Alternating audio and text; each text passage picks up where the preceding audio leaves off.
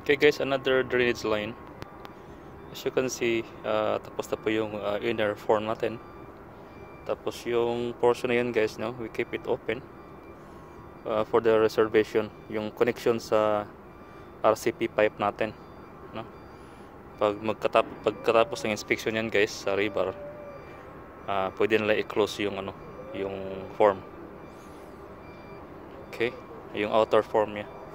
So nakalatag na rin yung RCP pipe.